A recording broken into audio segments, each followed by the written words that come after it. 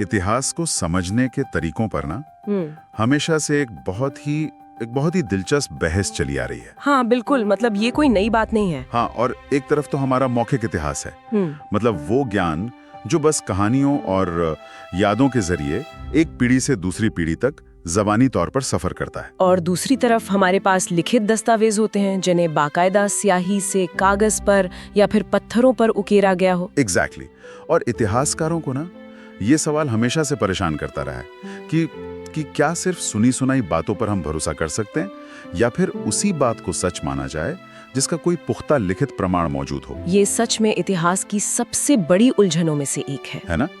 अब जरा एक पल के लिए ये कल्पना कीजिए कि अचानक से कोई ऐसा प्राचीन दस्तावेज मिल जाता है जो रातों रात 1400 साल पुरानी ऐतिहासिक बहसों को पूरी तरह से पलट कर रखते। ये तो किसी चमत्कार जैसा ही होगा। बिल्कुल।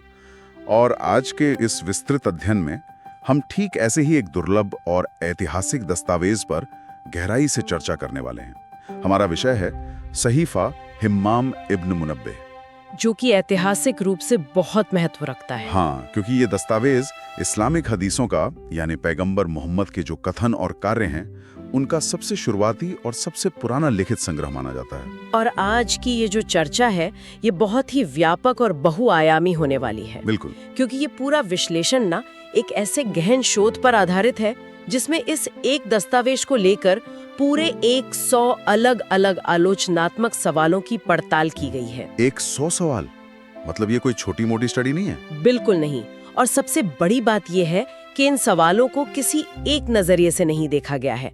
इसमें सुन्नी, शिया, जैदी और मुतजिली जैसे जो विभिन्न इस्लामिक वर्ग हैं उन सभी के दृष्टिकोण शामिल हैं। और मुझे लगता है कि आधुनिक नजरिए को भी इसमें जगह दी गई है। हाँ बिल्कुल, आधुनिक एकेडमिक विद्वानों के विश्लेषण और जो नास्तिक या पूर्व मुस्लिम दृष्टिकोण है उनको भी इस चर्चा में शामिल किया गया है ताकि हर एक पहलू को बहुत ही बारीकी से समझा जा सके।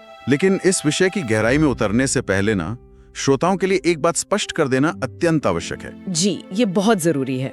आज के इस अध्ययन में जो भी ऐतिहासिक, धार्मिक या फिर राजनीतिक दृष्टिकोण सामने आएंगे वे बेहद संवेदनशील हैं और कई मायनों में ये सांप्रदायिक बहसों का हिस्सा भी रहे हैं। सदियों से इन पर विवाद होता रहा है। हाँ, तो इस विस्तृत चर्चा का उद्देश्य किसी भी विशेष पक्ष, विचारधारा, संप्रदाय या राजनीतिक गुट का रत्ती भर भी समर्थन करना नहीं है। बिल्कुल भी नहीं। हमारा काम किसी का पक्ष लेना नहीं है। हमारा एकमात्र लक्ष्य बस उन सभी स्रोतों और तर्कों को पूरी तरह से निष्पक्ष और तटस्थ रूप से प्रस्तुत करना है जो मूल शोध में दिए गए हैं। ये बस एक अकादमिक प्रयास है ताकि जो भी तथ्य हैं और जो मान्यताओं का ये पूरा जटिल जाल है उसे बिना किसी पूर्वाग्रह के समझा जा सके। ठीक है, चलिए इसे थोड़ा विस्तार से समझते हैं। इस सहीफा के मिलने की जो कहानी है ना, वो ही अपने आप में किसी ऐतिहासिक थ्रिलर से कम नहीं है। सच में इसकी खोज की कहानी बहुत दिलचस्प है। बात है 1933 की।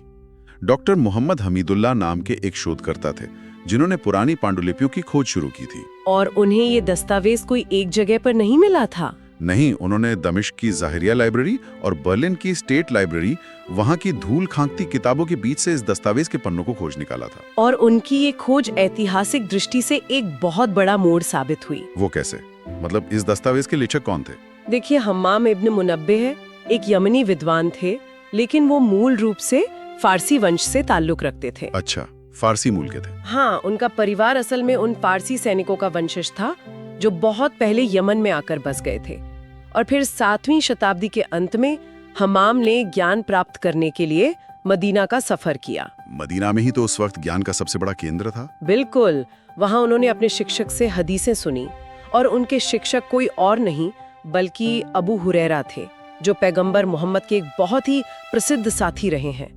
हम्माम ने उनसे हदीसें सुनी और उन्हें उसी समय लिख लिया। मतलब उन्होंने तुरंत ही नोट्स बना लिए थे। हाँ, और यहाँ सबसे हैरान करने वाली बात यह है कि इस दस्तावेज के सामने आने से ना पश्चिमी अकादमिक जगत में एक भूचाल सा आ गया था। भूचाल?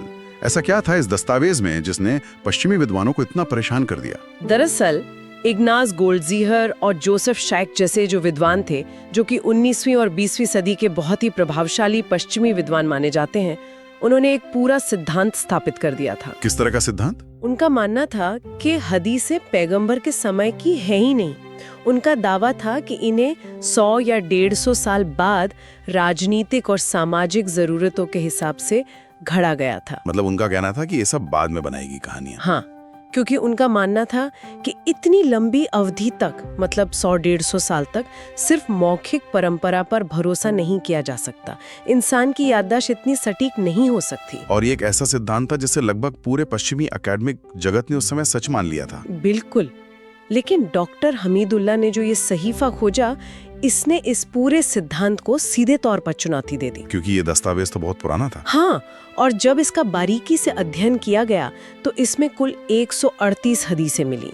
138? और सबसे बड़ी बात ये थी कि इनमें से 98 हदीसें बाद के उन बड़े और प्रामाणिक हदीस संग्रहों से बिल्कुल हूबहू मिलती थी। जैसे कि बुखारी और मुस्लिम के संग्रह। एग्जैक्टली, जिन्हें सदियों बाद संकलित किया गया था। ये तो बहुत ही कमाल की बात है। शब्दों का ये सटीक मिलान इस बात का एक बहुत ही ठोस प्रमाण बन गया कि शुरुआती दौर में ही बातों को कलमबद्ध कर लिया गया था। हाँ, इसने साबित कर दिया कि वो महज सदियों बाद गढ़ी गई मनगढ़ंत कहानियां नहीं थी, बल्कि एक ऐसी व्यवस्थित ज्ञान परंपरा थी जिसे बहुत ही सावधानी से संरक्षित किया जा रहा था। ये दस्तावेज मौखिक और लिखित इतिहास के बीच की उस खाई को पूरी तरह से भर देता है। लेकिन कहते हैं ना कि ऐतिहासिक खोजों की ये खासियत होती है, वो किसी एक विवाद को सुलझाती हैं तो 10 नए विवादों को जन्म भी दे देती हैं। और इस मामले में भी बिल्कुल ऐसा ही हुआ। इस पूरी कहानी में जो सबसे अधिक जांचा और परखा जाने वाला पहलू है, वो इस सहीफा का मुख्य स्रोत है। क्योंकि पूरी की पूरी किताब एक ही व्यक्ति के वर्णनों पे आधारित है, और वो है अबू हुरैरा। अबू हुरैरा के व्यक्तित्व को लेकर ऐतिहासिक हलकों में जो बहसें हैं ना, उन्हें एक बहुत ही दिलचस्प उदाहरण से समझा जा सकता है। कैसा उदाहरण?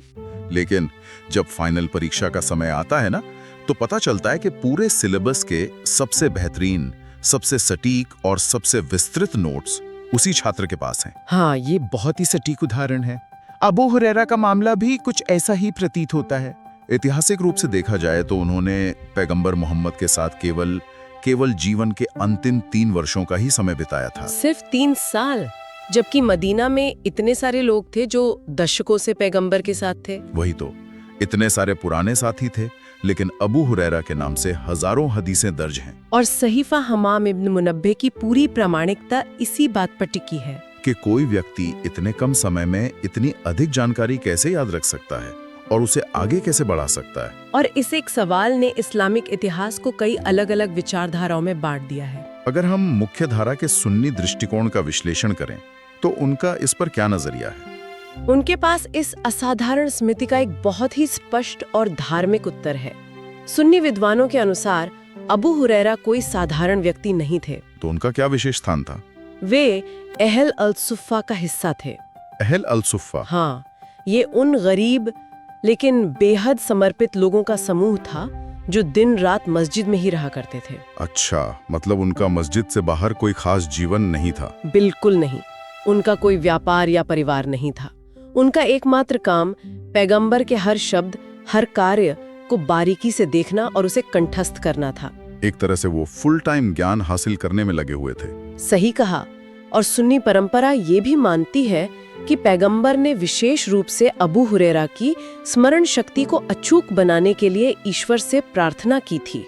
और इसी अटूट आस्था के कारण सुन्नी विचारधारा में उनके द्वारा बताई गई हर बात को पूरी तरह से विश्वसनीय माना जाता है। बिल्कुल, लेकिन इतिहास को देखने का नजरिया कभी भी एक समान नहीं होता। हाँ, और यहीं पर शिया दृष्टिकोण का पहलू बहुत महत्वपूर्ण हो जाता है, जो कि उस दौर की राजनीतिक उथल-पुथल को केंद्र में रखता है। 7वीं शताब्दी में इस्लाम के भीतर भयंकर राजनीतिक विभाजन हुए थे, जिसे हम फितना या गृह युद्ध कहते हैं। और शिया विद्वानों का मुख्य तर्क क्या है इस पूरे मामले में? उनका तर्क ये है कि अबू हुरैरा के उमैयद शासकों, विशेष रूप से मुआविया के साथ बहुत करीबी और गहरे राजनीतिक संबंध थे। तो क्या उनका मानना है कि इन संबंधों का हदीसों पर असर पड़ा? हाँ, उनका मानना है कि उमैयद राजवंश ने अपनी सत्ता को मजबूत करने के लिए ऐसे लोगों को संरक्षण दिया जो उनके पक्ष में धार्मिक कथाओं को मोड़ सकें। ये तो एक बहुत ही बड़ा राजनीतिक आरोप है ना? और शिया दृष्टिकोण से इस सहीफा को लेकर सबसे बड़ा संदेह ये है कि इसमें अहल अल बेत का कोई जिक्र नहीं है। अहल अल बेत यानी पैगंबर के परिवार के सदस्य, जैसे हजरत अली या फातिमा? एग्जैक्टली। उनके गुणों या उनके अधिकारों का इस दस्तावेज में कोई जिक्र नहीं मिलता। और एक ऐसा दस्तावेज जो धर्म के इतने करीब हो और उसमें परिवार का जिक्र ही न हो, ये बात उनके लिए राजनीतिक साजिश की ओर इशारा करती है। ये दृष्टिकोण इस पूरी बहस को और भी जटिल बना देता है। और इसके अलावा कुछ और इस्लामिक विचारधाराएं भी हैं, जैसे कि जैदी विद्वान। हाँ, जैदी जो है वो शिया इस्लाम की ही एक शाखा है, लेकिन उनकी जड़ें यमन में बहुत गहरी हैं। और क्योंकि हम्माम इब्न मुनब्बे भी यमनी थे, तो इसका क्या असर होता है? इसी वजह से जैदी समुदाय इस दस्तावेज को सिरे से खारिज नहीं करता। वो अपनी यमनी विरासत के कारण इसे बहुत ही सावधानी और छानबीन के साथ अपने अध्ययन में शामिल करते हैं। लेकिन इसके विपरीत मुतज़िली विचारधारा का नजरिया तो पूरी तरह से अलग था। बहुत अलग। मुतज़िली वो लोग थे जो ग्रीक दर्शन और तर्कशास्त्र से बहुत ज्यादा प्रभावित थे। मतलब उनके लिए हर चीज के पीछे तर्क होना जरूरी था। बिल्कुल। उनका स्पष्ट मानना था कि कोई भी धार्मिक बात जो केवल एक ही व्यक्ति के माध्यम से पीढ़ियों तक पहुंची हो, जिसे इस्लामिक स्कॉलरशिप में खबर अल वाहिद कहा जाता है। हाँ, खबर अल वाहिद। उनका मानना था कि अगर वो बात मानवीय तर्क या अक्ल की कसौटी पर खरी नहीं उतरती तो उसे धर्म के बुनियादी सिद्धांतों के लिए स्वीकार नहीं किया जा सकता, चाहे वो किसी भी स्रोत से आई हो। जी बिल्कुल। उनके लिए तर्क सबसे ऊपर था। और अगर हम बात करें उन लोगों की जो किसी भी धार्मिक मान्यता को नहीं मानते, यानी जो नास्तिक या पूर्व मुस्लिम विचारक हैं, उनका विश्लेषण तो पूरी तरह से धर्मनिरपेक्ष ऐतिहासिक आलोचना पर ही टिका होगा। हाँ, उनका तर्क सीधे तौर पर मानव मनोविज्ञान और स्मृति विज्ञान से जुड़ा है। मतलब वो इस बात पर जोर देते हैं कि एक इंसान के लिए हजारों वाक्यों को बिना एक भी शब्द बदले सालों तक याद रखना वैज्ञानिक और मनोवैज्ञानिक रूप से संभव ही नहीं है। उनका मानना है कि इतनी बड़ी संख्या में हदीसों का अचानक सामने आना किसी ईश्वरीय चमत्कार का परिणाम नहीं है, बल्कि ये विशुद्ध रूप से तत्कालीन राजनीतिक, सामाजिक या व्यक्तिगत लाभ के लिए गढ़ी गई एक व्यवस्था थी। और पश्चिमी अकादमिक विद्वान भी इसी बात का अध्ययन करते हैं कि कैसे प्राचीन समाजों में ज्ञान के एक पूरे ढांचे को वैधता प्रदान करने के लिए उसे किसी एक सम्मानित ऐतिहासिक व्यक्ति के नाम से जोड़ दिया जाता था। इन तमाम बहसों और विवादों के बीच ना एक बहुत ही विरोधाभासी स्थिति पैदा होती है। वो कैसे? जब हम इन सारी आलोचनाओं को किनारे रखकर वास्तव में इस सहीफा के पन्नों को पलटते हैं और देखते हैं कि इसमें असल में लिखा क्या है, तो तस्वीर बिल्कुल अलग नजर आती है। अच्छा, तो क्या है इसके अंदर? मतलब ये उम्मीद की जा सकती है कि जिस दस्तावेज पर इतनी तीखी राजनीतिक बहसें हो रही हैं, उसके अंदर सत्ता पलटने, साम्राज्य बनाने या राजनीतिक दांव-पेच की बातें होंगी। हाँ, जाहिर सी बात है। अगर वो राजनीतिक साजिश का हिस्सा है तो राजनीति तो होनी चाहिए। लेकिन वास्तविकता ये है कि इसमें ज्यादातर बहुत ही सामान्य और दैनिक जीवन की बातें हैं। जैसे इंसान को नमाज कैसे पढ़नी चाहिए, वजू कैसे करना चाहिए, रोजा कब रखना है, दान या खैरात देने के क्या नियम हैं, और अच्छे शिष्टाचार क्या होते हैं, नैतिकता की बातें। एग्जैक्टली। इसमें नैतिकता और स्वर्ग नरक के विवरण भरे पड़े हैं। यहाँ बात सच में बहुत दिलचस्प हो जाती है। दिलचस्प क्यों? क्योंकि ये एक ऐसा दौर था जब बाहर की दुनिया में खिलाफत को लेकर तलवारें खिंची हुई थीं। ये तय किया जा रहा था कि इस्लामी दुनिया का अगला नेता कौन होगा। लेकिन इस दस्तावेज में खिलाफत, इमामत या किसी भी राजनीतिक सिद्धांत का दूर दूर तक कोई जिक्र नहीं है। बिल्कुल नहीं। और अगर इसे एक तरह से देखा जाए तो इसके अंदर राजनीति का ये जो पूर्ण अभाव है, यही इसकी प्रामाणिकता को और अधिक मजबूत करता है। अगर इसे एक बड़े दृष्टिकोण से जोड़ा जाए तो ये इस बात का सबूत लगता है कि ये कोई राजनीतिक घोषणा पत्र था ही नहीं, बल्कि ये एक आम इंसान की व्यक्तिगत धार्मिक डायरी थी। एक ऐसा नोटबुक जिसे केवल अपनी इबादत और रोजमर्रा के धार्मिक नियमों को याद रखने के लिए तैयार किया गया था। इस अभाव ने इसे एक तरह से ऐतिहासिक रूप से सुरक्षित तो कर दिया, पर यह भी एक बड़ी विडंबना है ना। कैसी विडंबना है? कि कोई भी दस्तावेज सिर्फ इसलिए विवादों के घेरे में नहीं आता कि उसमें क्या लिखा है, बल्कि अक्सर इसलिए भी आता है कि उसमें क्या छूट गया है। हाँ, ये बहुत गहरी बात है। लोग इस सहीफे को इसलिए भी विवादित मानते हैं क्योंकि इसमें उनके पसंदीदा ऐतिहासिक दृष्टिकोण मौजूद नहीं है। बिल्कुल। शिया विद्वान ये सवाल उठा सकते हैं कि इसमें अली के उत्तराधिकार की बात क्यों नहीं है, और वहीं कुछ अन्य वर्ग ये पूछ सकते हैं कि इसमें युद्ध या शासन के नियम क्यों नहीं है। ये मानव स्वभाव है कि हम इतिहास में उन चीजों को खोजना चाहते हैं जो हमारे आज के विचारों की पुष्टि करती हों। लेकिन जब इस दस्तावेज की गहराइयों में हम और उतरते हैं तो कुछ ऐसी बातें भी सामने आती हैं जो राजनीति से तो हटकर हैं, लेकिन आज के वैज्ञानिक और तर्कवादी युग में एक बिल्कुल नई तरह की बहस छेड़ देती हैं। आप किन बातों का जिक्र कर रहे हैं? इस सहीफा में केवल नमाज और रोजे के नियम ही नहीं हैं, इसमें ब्रह्मांड और अलौकिक शक्तियों के बारे में भी काफी कुछ लिखा है। अच्छा, जैसे जिन और बाकी चीजों के बारे में? हाँ, इसमें जिन का जिक्र है, बात करने वाले जानवरों की कहानियां हैं, और इसके अलावा इसमें ईश्वर का मानवीय वर्णन भी मिलता है, जिसे अंग्रेजी में एंथ्रोपोमॉर्फिज्म कहा जाता है। बिल्कुल, यानी ऐसी बातें जहां ईश्वर के हाथ, चेहरे या सिंहासन पर बैठने का जिक्र किया गया है। और अलौकिक शक्तियों और ईश्वर के इस मानवीय रूप को लेकर ना इस्लामिक दर्शन में सदियों तक भयंकर बहसें चली हैं। खासतौर पर मुतज़िली विचारकों के बीच। हाँ, मुतज़िली और अन्य तर्कवादी विचारकों ने हमेशा से इन वर्णनों को सिरे से खारिज किया है या फिर इन्हें केवल प्रतीकात्मक माना है। मतलब वो इन्हें शाब्दिक रूप से नहीं लेते थे। नहीं, उनका तर्क रहा है कि अगर ईश्वर को इंसानों जैसी विशेषताओं के साथ वर्णित किया जाए तो ईश्वर की असीमित सत्ता का जो विचार है वो खंडित हो जाता है। उनके अनुसार धर्म को पूरी तरह से तार्किक होना चाहिए। दूसरी ओर जो पारंपरिक या रूढ़िवादी विद्वान रहे हैं, उन्होंने हमेशा इसे बिना किसी सवाल के ईश्वरीय सत्य माना है। इसे शायद बिल्ला कैफ का सिद्धांत कहा जाता है। एग्जैक्टली, बिला कैफ, जिसका अर्थ है बिना ये पूछे कि ये कैसे संभव है, हर शब्द पर विश्वास करना। उनका तर्क है कि मानवीय विज्ञान इतना सीमित है कि वो ईश्वरीय बातों को पूरी तरह से समझ ही नहीं सकता। और वहीं जो आज के आधुनिक अकादमिक विद्वान हैं, वो इसे 7वीं शताब्दी के समाज के ब्रह्मांड को समझने के नजरिए से देखते हैं। एक तरह से तत्कालीन लोक संस्कृति के प्रतिबिंब के रूप में। हाँ, जहाँ दुनिया को जादुई और अलौकिक चश्मे से देखना आम बात थी। और इससे भी आगे बढ़कर एक बात यह है कि इस सहीफा में कई ऐसे सामाजिक नियम भी दर्ज हैं जो सीधे तौर पर 7वीं सदी के अरब समाज के ढांचे को दर्शाते हैं। सामाजिक नियम जैसे क्या? उदाहरण के लिए महिलाओं से जुड़े कुछ विशेष नियम हैं, या उस समय समाज में मौजूद दास प्रथा को लेकर दिए गए निर्देश हैं। और जब आज के आधुनिक मानवाधिकार कार्यकर्ता या नारीवादी विचारक इन प्राचीन ग्रंथों का अध्ययन करते हैं, तो जाहिर है उन्हें इन नियमों में उस दौर के पितृसत्तात्मक समाज की स्पष्ट झलक दिखाई देती है।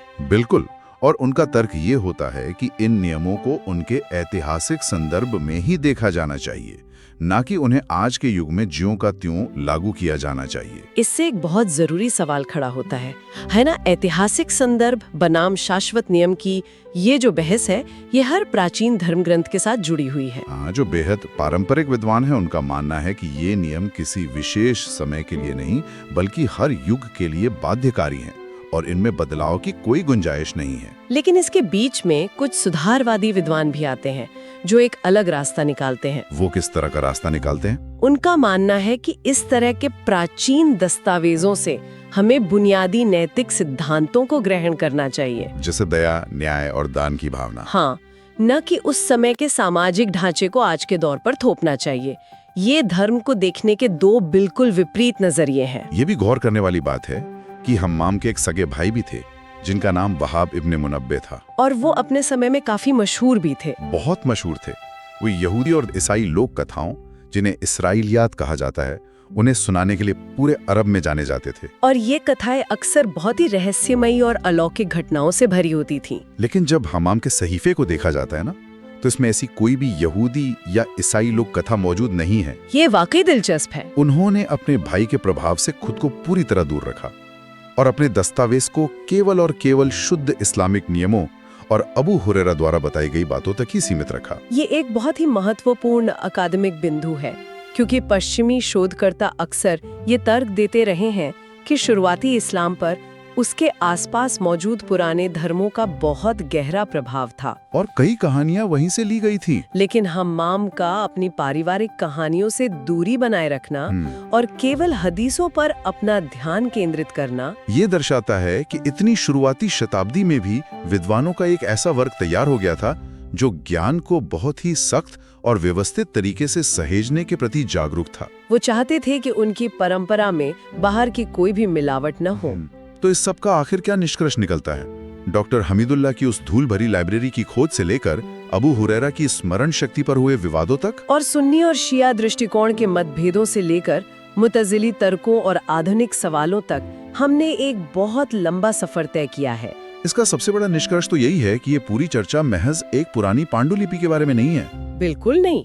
ये इस बात का एक शानदार उदाहरण है कि मानव इतिहास में ज्ञान को कैसे संरक्षित किया जाता है। और कैसे एक ही दस्तावेज को अलग अलग लोग अपने अपने पूर्वग्रहों के चश्मे से पढ़ते हैं। एक सुन्नी विद्वान के लिए ये सहीफा इस बात का पुख्ता सबूत है कि हदीसों की परंपरा एकदम प्रामाणिक है। और एक शिया विद्वान के लिए ये उमैद काल की राजनीति का एक हिस्सा हो सकता है। एक एकेडमिक इतिहासकार के लिए ये 7वीं सदी के अरब समाज और वहाँ के रीति रिवाजों को समझने की एक खिड़की है। और एक नास्तिक विचारक के लिए ये मानव मनोविज्ञान और मिथकों के निर्माण का एक विस्तृत केस स्टडी है। ये इतिहास लेखन का एक बेहतरीन उदाहरण है जो ये सिखाता है कि इतिहास कभी भी सिर्फ एक सीधा सच नहीं होता, बल्कि तथ्यों, स्मृतियों और उनकी व्याख्याओं का एक बेहद जटिल जाल होता है। जो बात किसी एक के लिए परम आस्था का केंद्र है, वही बात किसी और के लिए आलोचना और संदेह का विषय बन जाती है। इतिहास को पढ़ने का यही तो सबसे दिलचस्प पहलू है। और इस विस्तृत चर्चा को समाप्त करने से पहले सुनने वालों के लिए ये एक विचार करने वाली बात है। आज हम 1400 साल पुराने एक ऐसे दस्तावेज का विश्लेषण कर रहे हैं जिसे बहुत ही कम लोगों ने पढ़ा और बहुत ही सावधानी से सहेजा गया था। फिर भी सदियों बाद आज तक उसके अर्थ, उसकी प्रामाणिकता और उसके हर एक शब्द को लेकर इतने गहरे और तीखे मतभेद हैं। ये आज के डिजिटल युग के संदर्भ में एक बहुत ही गहरा सवाल खड़ा करता है। वो कैसे? देखिए, आज हर घटना का वीडियो मौजूद है, हर बात का डेटा सर्वर पर रिकॉर्ड होता है और इंटरनेट पर जानकारी का एक असीमित भंडार है। हाँ, आज तो कोई भी जानकारी छुपती नहीं है। फिर भी रोजमर्रा की जिंदगी में क्या सच है और क्या झूठ, इस पर लगातार भयंकर बहसें होती रहती हैं। ये बात तो सच है।